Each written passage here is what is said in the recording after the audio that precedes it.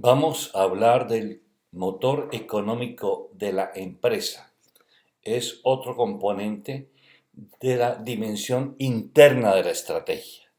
Trata acerca del examen de la estructura de márgenes y de valor agregado en el sistema del negocio de la empresa. Bien, descomponer el motor económico consiste en responder estas cuatro preguntas principales. ¿En qué parte del sistema de negocio hacemos dinero? ¿De dónde vienen nuestros márgenes? ¿Qué determina el tamaño de nuestros márgenes? ¿Y cuáles son los principales generadores de costo, precio y valor? Primero, ¿en qué parte del sistema de negocio hacemos dinero? El sistema de negocio vincula las actividades de creación de valor de la empresa con las de otras empresas que participan en la misma cadena de valor. Y en esa cadena de valor grande estamos ubicados en varias funciones o varias tareas. ¿Cuál es nuestra participación en la cadena de valor de atención de la necesidad del cliente desde el inicio hasta el final? Al identificar la parte de todo el sistema en que la empresa hace dinero, podemos establecer dónde podrían venir las principales oportunidades y las principales amenazas a la rentabilidad y los márgenes de la empresa. Por ejemplo, en el caso de Ríos Fantásticos que mencionamos en ediciones anteriores sobre estrategia, el principal rubro en Ríos Fantásticos es atracción de clientes. Son todas las comisiones que se pagan a las agencias de viajes. Atracción de clientes representa el 27% de los ingresos se destina a pagar la atención de clientes. El segundo rubro es el pago al guía, que representa 18% de los ingresos. El tercer rubro son costos directos propios, que representan 17% de ingresos. El cuarto rubro es el margen de contribución, 15% de ingresos. El quinto es la compra de alimentos para las excursiones, 11%. El sexto es el transporte terrestre, 9%. El séptimo es entretenimiento, 4%, empatado con ingresos por souvenirs, 4%.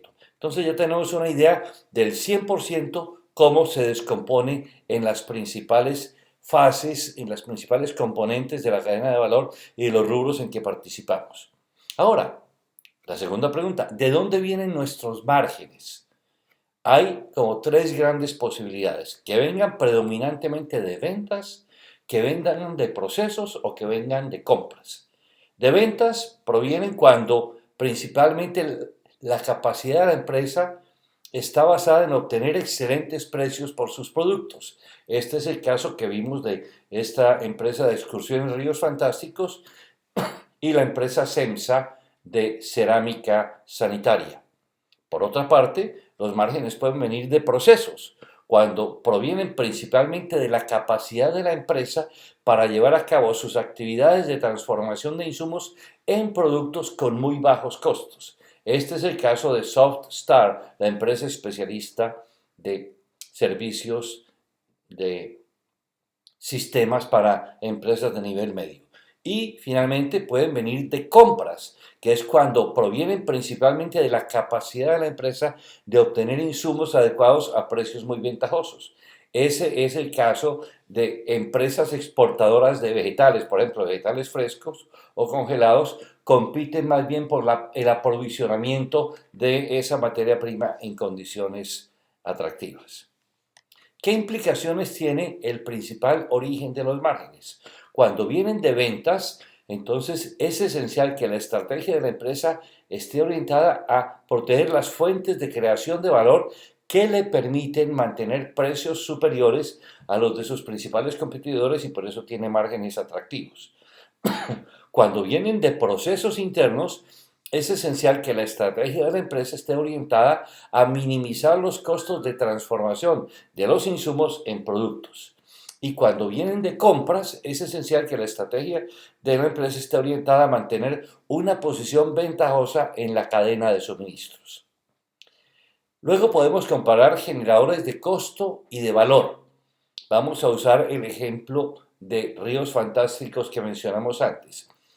El componente de costo o de actividad, atracción de clientes, representa 27% de los ingresos totales y su contribución al valor total puede ser el mayor contribuyente a generar ingreso, aunque el costo es alto. O sea, dependemos en alto grado de eso y es el principal generador de ingresos para la empresa.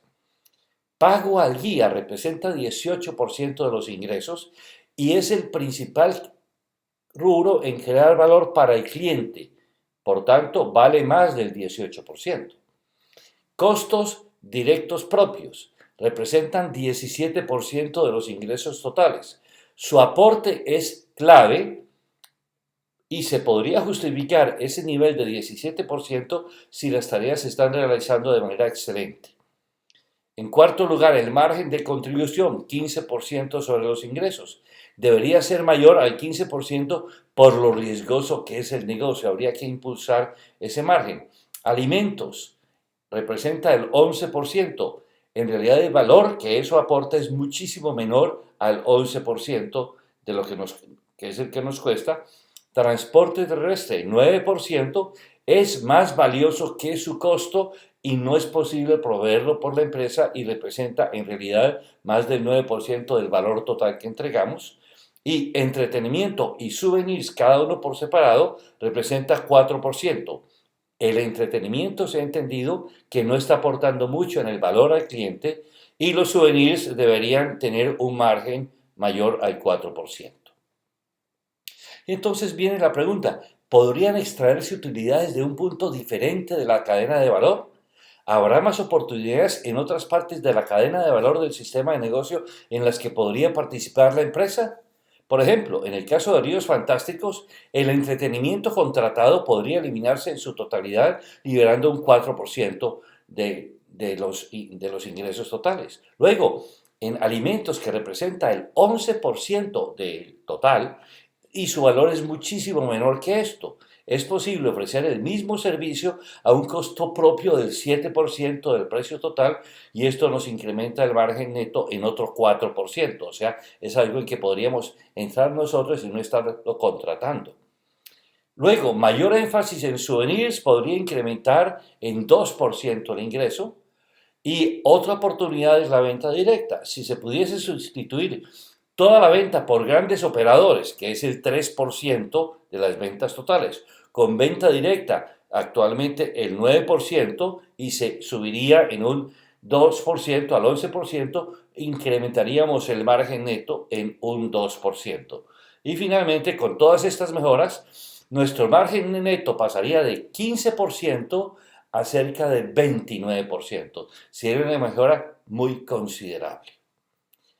Una discusión sobre este tema, una discusión más extendida sobre este tema, aparece en la edición del 11 de julio de la sección Estrategia del sitio web www.lidermoderno.com.